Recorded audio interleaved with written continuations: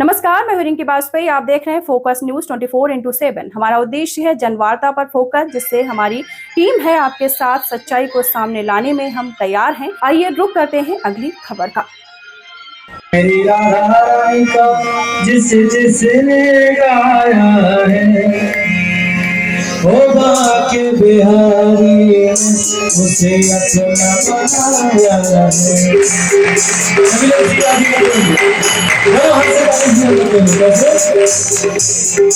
हम मेरी राधा रानी जिसने गाया है बात बिहारी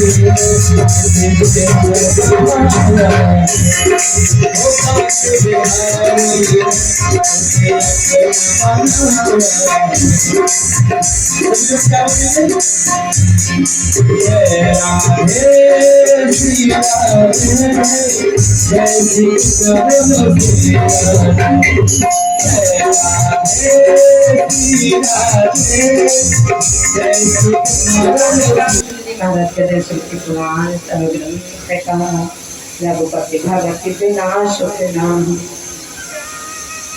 ये करो। जो बात मैं कह रहा हूँ वह समस्त जितने शास्त्र हैं, पुराण हैं, ग्रंथ हैं, वेद हैं, श्रुतियां हैं, उपनिषद हैं, वो सब जो बात कह रहे हैं उसी पर मेरी भी चर्चा है।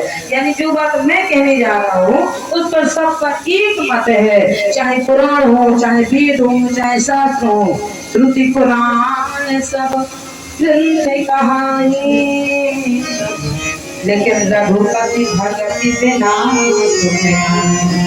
भगवान की भक्ति के बिना सुख नहीं है। वरुण जी ने हाथ जोड़े, गुरुदेव मैं मानता हूँ कि आप रामचरितमानस के विद्वान वक्ता हैं, विद्वान कथावाचक हैं, लेकिन किंतु परंतु जो बात आप कह रहे हैं कि जो बात मैं कहने जा रहा हूँ उस पर सबका एक मत है। गुरुदेव उस पर सबका एक मत कैसे हो सकता है? क्यों? क्योंकि पुराण अलग चीज है, शास्त्र अलग है, वेद अलग है, श्रुतियां अलग हैं, और आप कह रहे हैं सबका एक मत है। अब का सब ले और सब हल करके बैठे ये वरुण जी ठीक कहते हो, लेकिन मैं जो बात कह रहा हूँ उस पर सबका एक मत है। श्रुति पुराण सब ग्रंथ रघुपति भगति विनाश होते नाम।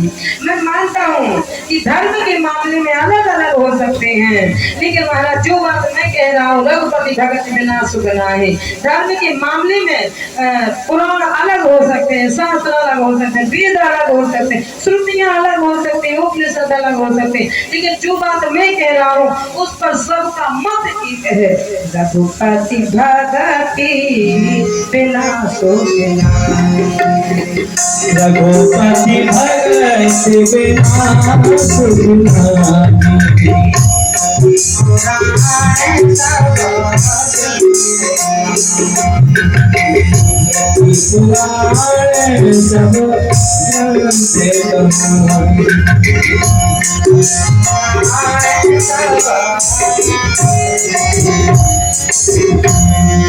कैसे ऐसे समझो, मान के चलो पत्नी बहुत सुंदर होगी, अच्छे विचारों वाली होगी, पर पूरे जीवन सुख मिल जाए इसकी कोई गारंटी नहीं। पति बहुत अच्छा मिल जाएगा, बहुत सुंदर होगा, बहुत अच्छा होगा, सुशील होगा, लेकिन पति पूरे जीवन सुख मिले इसकी कोई गारंटी नहीं। करो सुनो, जो बात मैं कह रहा हूँ उसका सबका एक बात है। संतान बहुत अच्छी होगी, सुख देने वाली, सेवा करने वाली होगी, हाथ पैर को दबाने वाली, पानी देने वाली, भोजन देने वाली होगी, लेकिन किंतु उस संतान से पूरे जीवन सुख मिले इसकी जरूर कोई गारंटी नहीं। इसलिए धर्म के मामले में अलग अलग, लेकिन जो बात मैं कह रहा हूँ ये मत सोचो कि मेरा बेटा हो जाए, बेटी हो जाए, उसको से करके सेवा करके बड़ा करके पाल करके और बड़ी हो जाए और फिर उससे ये उम्मीद करके सेवा की जाए कि बड़े में हमें ये पानी देगा, रोटी देगा। नहीं नहीं, अपने पर आश्रय, ठाकुर जी पर आश्रय, तुम्हारा धर्म है, तुम्हारा कर्म है। भगवान के ड्यूटी और ड्यूटी, मैंने तुम्हें ड्यूटी दी है, तुम्हारा कर्म है, तुम इसे बड़ा करो, पढ़ा लिखाओ, शादी विवाह करो। इससे ये उम्मीद मत रखो कि हमें इससे रोटी मिलेगी, हमें इससे सेवा मिलेगी। ये ये अगर उम्मीद रख करके सेवा करोगे तो सुख प्राप्त करोगे, अगर ये उम्मीद करके उस पर लालन पालन नहीं करोगे तो जीवन में दुख मिलने वाला नहीं है। भगवान के तेरे बावरे जिस बेटी में तू इतना मोह फांस रहा है उससे तुझे सुख मिलने वाला नहीं है। क्या महाराज गरुड़ जी उत्तर करेंगे। श्रुति पुराण सब ग्रंथ कहानी, लेकिन रघुपति भगत नाम। भगवान की भक्ति से यदि दूर हो गए तो उस परिवार से सुख मिलने वाला नहीं है। यदि भक्ति से जुड़े रहे तो फिर उस परिवार से सुख मिलेगा। यहाँ जैसे मेघनाथ ने नागपास में हनुमान जी महाराज की भक्ति की, यही कथा चल रही थी ना, बहुत तो नहीं। हनुमान जी महाराज जैसे ही बंदी बनाया, पूरी बात गोस्वामी महाराज कहते हैं हनुमान जी ने सोचा अब काफी हो गए और ब्रह्मास्त्र के प्रयोग को अगर मैं नहीं मानूंगा तुम्हारा ब्रह्मा जी की मर्यादा का उल्लंघन हो जाएगा। ब्रह्मा जी की मर्यादा को रखते मैं बच जाऊं तो बच जाऊं, लेकिन ब्रह्मा जी की आज्ञा का उल्लंघन ना होना पाए। और ऐसा सोच करके महाराज बंदी बना करके सामने लाए गए और रावण के बड़े दरबार में हनुमान जी को जैसे सामने खड़ा किया। कुछ बात गोस्वामी महाराज कह रहे हैं बहुत बड़ा लंबा संवाद चला। रावण और हनुमान जी का आमना सामना जिस समय हुआ तो इसे जब संवाद हुआ तो इसे हनुमान गीता कहा गया, रामचरितमानस में। और यहाँ हनुमान और रावण का चला तो हनुमान गीता, और वहाँ निषाद और लक्ष्मण का चला तो लक्ष्मण गीता। और महाराज इस तरह से कहा गया है कि जैसे ही आगे बढ़े और सोचा महाराज रावण ने देखा हनुमान का मन में विचार किया, इसने इनके रामादल में महाराज इनके मालिक ने हमारी बहन के नाक कान काटे थे, याद आया। और महाराज जैसे ही आपसी में चर्चा हुई और कहा महाराज अंग भंग कर दो, जो रावण का आदेश होगा। उसी समय हनुमान जी महाराज ने सोचा ओ नाक कटी तो सब चला गया, क्योंकि महाराज नाक बचानी चाहिए, सबसे ज्यादा नाक की चिंता होती है। हनुमान जी महाराज ने सोचा बदला ले सकता है रावण, क्योंकि इसकी बहन के हमारे मालिक ने नाक कान काटे हैं, तो कहीं ऐसा न हो रावण हमारे नाक कान काट के चुनौती भेज दे रामादल में। हनुमान जी महाराज ने ज्ञान नाम दिमाग लगाया और ज्ञान के द्वारा महाराज पूंछ को पकड़ा और पूंछ को पकड़ करके बार बार हाथ से पकड़े और चूमे, हाथ से पकड़े। बंदर को देखना, आज भी बंदर पूंछ को जल्दी बार बार पूंछ को पकड़ता है। तो रावण को लगे कि बंदर को पूंछ से ज्यादा मोह है और पूंछ से मोह है तो ना नाक काटो ना कान काटो, पूंछ को ही काटो। विचार बदल जाए तो कम से कम चुनौती के रूप में नाक कान को नहीं काटे जाएंगे। जैसे ही रावण ने कहा इसका सिर मारने के लिए दौड़े, विभीषण जी ने आकर के सुंदर उपदेश दिया और जैसे विभीषण जी ने समझाया उसी समय महाराज कहा आपने यहाँ कोई दूध पधारे तो उसके साथ में ऐसा दुर्व्यवहार नहीं करना चाहिए। इस तरह से समझा बुझाकर कोई और दंड दे दो। दंड कई तरह के होते हैं, अपमान करके भगाया जा सकता है, लेकिन महाराज ऐसा अंग भंग मत करो, ये एक राजक नीति नहीं है। ये तो महाराज आप यश है, आपकी जो कीर्ति है, आपका जो नाम फैल रहा है, आप लंका के महाराजा जाने जाते हैं, अपनी यश और कीर्ति को बचा करके रखो। आए हुए दूर के साथ इस तरह का व्यवहार है। विभीषण ने सुंदर उपदेश दिया, उसी समय तात लात रावण ने मारा, मुझे सीख देगा। राक्षसों को आश्वासन दिया, बांधो इसकी पूंछ में। और महाराज विचार बदल गए रावण के, जहाँ सिर कलम होना था वहाँ पूंछ में वस्त्र बांधे गए और वस्त्र बांध करके महाराज तेल में भूना गया। तेल आपका नाम बहुत बड़ा है, अब जरा सा इतना छोड़ दो, अभिमानी व्यक्ति के अभिमान जाग जाता। हाँ नाम तो बहुत बड़ा, नाम ना डूबने पाए। रावण का घी लाओ, घी घी घी लगा, घी समाप्त हो गया, कपड़े सूखे लगे पूछ के। फिर तेल आया, वो भी समाप्त हो गया। फिर महाराज मिट्टी का तेल आया, वो भी समाप्त हो गया। तो वस्त्र सबके घर से लाए गए। भगवान कहते जाकी जैसी चाकरी ताकत से दे, जो जैसा करेगा उसको उसी तरह का फल भी मिलेगा। लाओ अपने अपने घरों से करो जोड़ो सामग्री। और महाराज जैसे इसे कहते हैं जो जैसा करता है। तो वहाँ कथा चल रही थी चाची के यहाँ, तो जैसे यहाँ लगा समस्त मोहल्ला वासी, लेकिन भाई चाची के ऊपर, खुशबू चाची के ऊपर बहुत भार पड़ गया था। हमने तो कह दिया था चाची अब पता मत लेना फरुखाबाद में किसी की, मेरे नाम से मत लेना, सब कर्मादार तुम्हारे ऊपर। लेकिन यहाँ चाची को रिलैक्स मिल रहा, तिवारी जी के यहाँ तो आराम से बैठ के कथा सुन रही हैं। वहाँ तो पूरी सेवाएं नीचे ऊपर पटक दी गई थी, सारे कलाकारों का बोल और जीना 20 बार ऊपर चढ़े नीचे आ, वो ठंड पड़ी महाराज कि हमारी उड़ने करने की हिम्मत न पड़ती थी। हम खूब चाहे कि चाची के साथ थोड़ा सा हेल्प करना, लेकिन मेरी भी हिम्मत इतनी कड़ाके की सर्दी पड़ रही थी। जब कलश यात्रा हुई तो 2 स्कूटर पहने साल ओढ़े ऐसी सर्दी होगी। अब मान लेना पूरी तम्मदा रात के ऊपर कलाकारों को भोजन, हमें भी भोजन, यहाँ भी 4 आए गए ऊपर नीचे। तो ये होता है, पिया तो है लेकिन उसका सौभाग्य अब मिला है कि बैठ के कथा सुनने का वो मिल रहा है फल।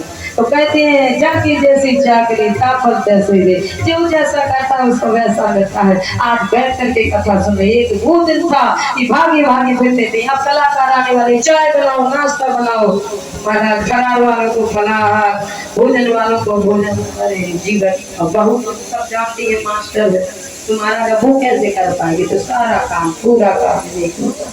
तो फिर कहते हैं महाराज जैसे कहा हनुमान जी महाराज ने, जो रावण ने कहा कि लगा दो आग इसकी पूंछ में, और जैसे ही आग लगाने का आश्वासन हुआ पूज्यपाद गोस्वामी महाराज कहते हैं उसी समय हनुमान जी ने उलटे लंका सब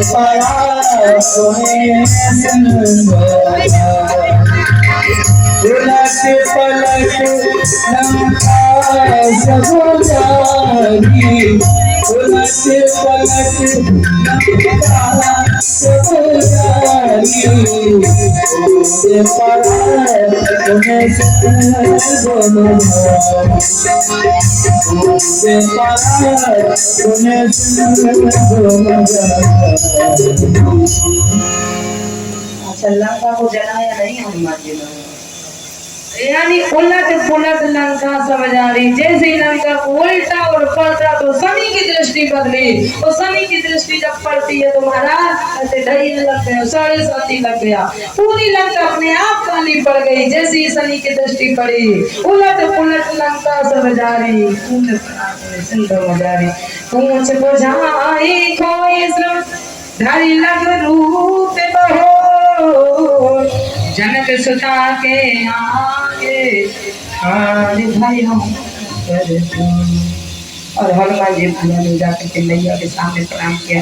आकर के महाराज माँ तुम्हें कछु दीजे चिन्हा, जय रघुनायक माँ तुम्हें कछु दीजे चिन्हा, जैसे रघुनायक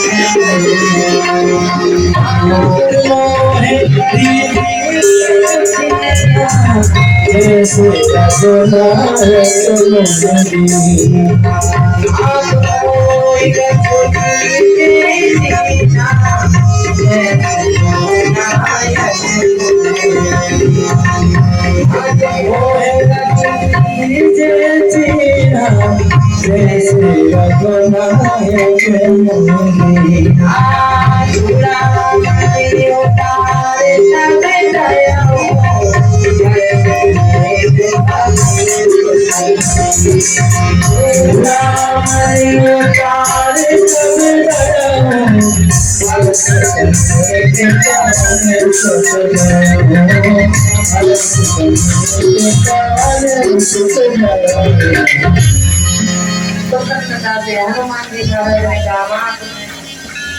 जैसे रघुनायक।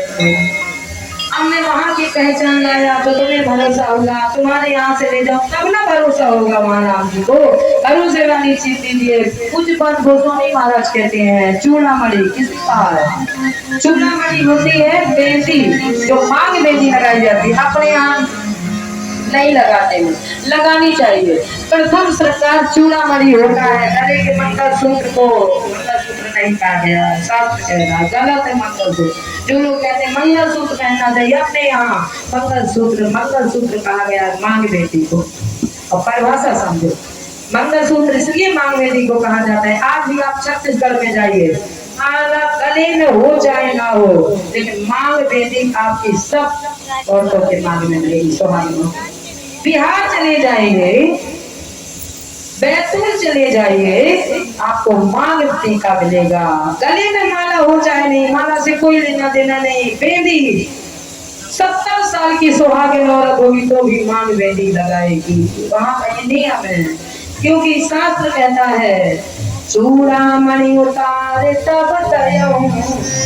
हनुमान जी ने मांगा तो बाबा कहते पूछ बात गोस्वामी महाराज, हनुमान जी महाराज तो बेटा का स्वरूप मान लिया, बेटा मान लिया, अजय अमर गुण जिसको तो कहते हैं चूड़ामणि मंगलसूत्र, अपने यहाँ मंगलसूत्र को प्रधान माना गया है, जबकि मांग वेदी प्रधान है। ऐसे न मानो तो ऐसे मानो, मंडप के नीचे जब चढ़ावा चढ़ता है तो चढ़ाए में मंगलसूत्र नहीं पहले आता है, सबसे पहले मांग वेदी आती है। मांग में सिंदूर डाला और सिंदूर पर कन्या के हाथों से मांग वेदी पहनवा दी जाती है, इसलिए मंगलसूत्र होते हैं। अब कैसे मंगल माने, मंगल होना है सिंदूर, मंगल नाम है सिंदूर। जो सिंदूर डाला जाता है मांग में उसको मंगल कहा गया, कभी अमंगल ना हो और सिंदूर को मंगल। और उस मंगल रूपी सिंदूर में जो आभूषण लिपट करके चलता है उसको सूत्र कहा गया है। मंगलसूत्र में कहाँ सिंदूर लगता है? सिंदूर के साथ में जो आभूषण सिंदूर से लिपट करके चले उसको मंगल का सूत्र बोला गया है। इसलिए मंगलसूत्र को उतारने का अधिकार या तो बेटे को होता है या मंगलसूत्र लेने का अधिकार पति को होता है। तो भगवान कहते हैं संसार के लोगों, मैंने हनुमान और सीता को निमित्त बनाया है, लेकिन संसार के लोगों मंगलसूत्र के उतारने का नियम या तो बेटा मांगता है या फिर बेटा अपनी माँ से मांगता है या फिर पति अपनी पत्नी से उतारने का अधिकार रखता है। बोलिए हनुमान जी महाराज की। तो माँ ऐसी कोई निशानी कीजिए ताकि मैं भी जाकर के भगवान को ये आश्वासन दिया। चूड़ामणि उतार तब गयो, हर्ष समेत पवन सुत गयो। तो वापस चलिए हनुमान जी महाराज। जैसे ही वापस आए तो आकर के देखा 5:30 हो गए, टाइम का पता ही नहीं चलता। और कहा कहो भांति जानकी रथ में करता रक्षा,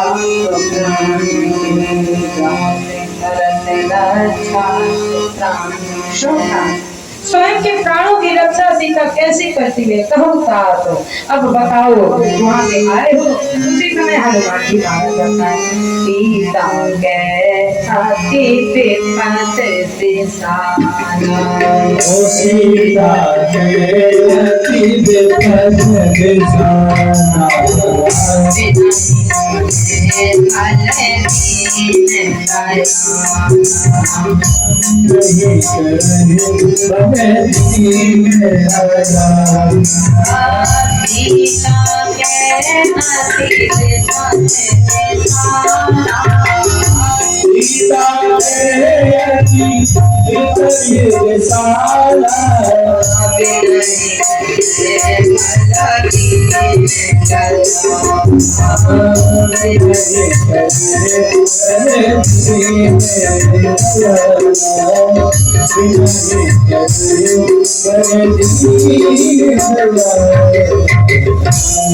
तुरंत महाराज यात्रा की ओर प्रस्थान होने का भगवान ने मन बनाया। जैसे ही सारे भालू बंदों को बुलाया तो बुला करके कहा चला कटक को करने मारा घर जाइए। सबको इंगित करके सुग्रीव ने सबको आदेश दिया, सबको बुलाएगा। सब तैयार हो सबसे चढ़ाई खटक सिला बैठे तो भाई, खटक सिला बैठे तो भाई, खटक सिला बैठे, खटक सिला बैठे तो भाई, खटक सिला बैठे तो भाई, हरे सकल पवन तनय के भजन सुहाए राम भक्त रघुबर सुनाए सीता है तिरुपति बसाना विनय कर हर दीन दयाला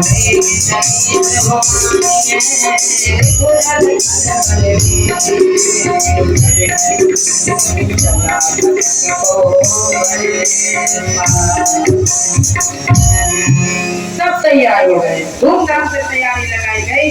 जामवंत जी ने सारा हाल राम जी को समझा दिया और जैसे ही महाराज चलने के लिए तैयारियां हुई उसी समय सुग्रीव ने सोचा कि महाराज सबको तैयार करने का उपदेश दिया। उपदेश देकर के राम जी चाहते हैं कि महाराज हम अभी भी इनसे युद्ध करना नहीं चाहते रावण से, अभी भी हम चाहते हैं कि एक बार और महाराज इसको आश्वासन दिया जाए, एक बार मौका और देना चाहिए। उस मौके से अगर मान जाएगा तो फायदे में रहेगा, वो मौका को नहीं मानेगा तो बर्बाद हो जाएगा। भगवान ने ऐसा मन में सोच करके सोचा। जगदम्बा माता पार्वती जी को यह कथा सुनाई जा रही है और भोले बाबा सुना रहे हैं। भोले बाबा ने जगदम्बा माता पार्वती जी से कहा, महाराज एक बात बताओ, राम जी की सेना में कितने लोग हैं? तो ए देवी, तुम्हारे मन में क्या संशय हो रहा है? दुर्योधन के पास बहुत लंबी सेना थी, पांडवों के पास कोई सेना नहीं थी, लेकिन भगवान कहते हैं जगत का आधार लेने वाले फेल हो जाएंगे, जगदीश का आधार लेने वाले फेल होने वाले नहीं। जगत छूट जाए जगदीश को पकड़े रहो, जो जगदीश को पकड़ेगा तो पांडवों को देखो, जो जगत को पकड़ेगा तो दुर्योधन को देखो। गंधारी के 100 में से एक भी नहीं बचे, कुंती के 5 बचे हैं। जगदीश को पकड़ो। और जैसे कहे जगदम्बा, कैसे बताएं उनकी सेना में कितने? रामादल की सेना में वही मूर्ख होगा जो गिनती करवाएगा, और महाराज नहीं तो कोई गिनती रामादल की नहीं कर सकता है। कितने लोग थे? बोले बानर कटक हे उमा, मैंने अपनी आंख से देखा, गिनती नहीं हो सकती। होगा कि राम के पास छोटी सेना है और रामादल में हमारा भालू बंदर के अलावा कोई नहीं। मुझे बाबा कहते हैं बानर कटक उमा मैं देखा, बानर कटक उमा मैं देखा, तो मूरख है जो करन चलेगा। बानर कटक उमा मैं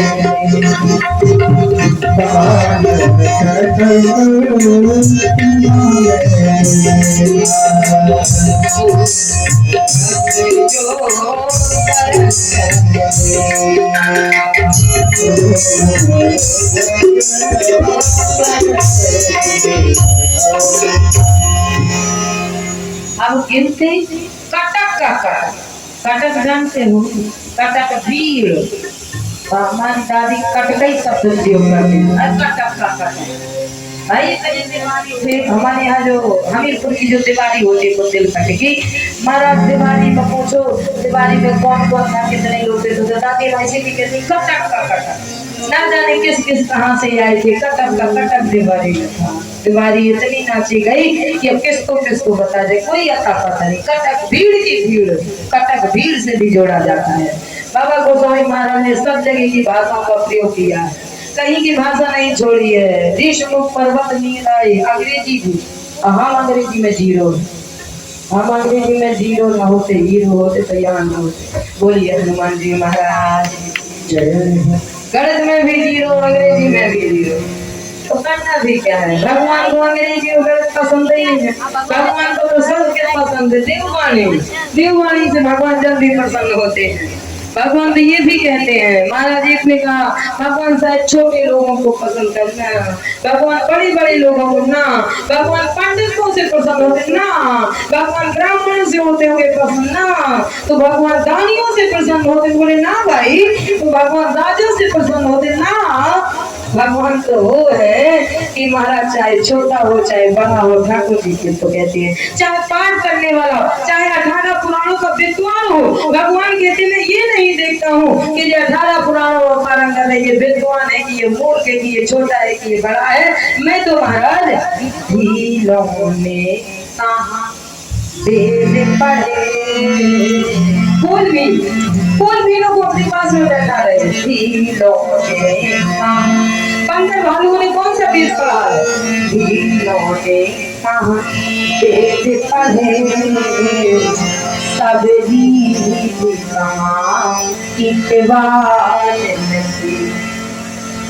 ब्राह्मण नहीं थे, सब वीर जाते थे। गणिका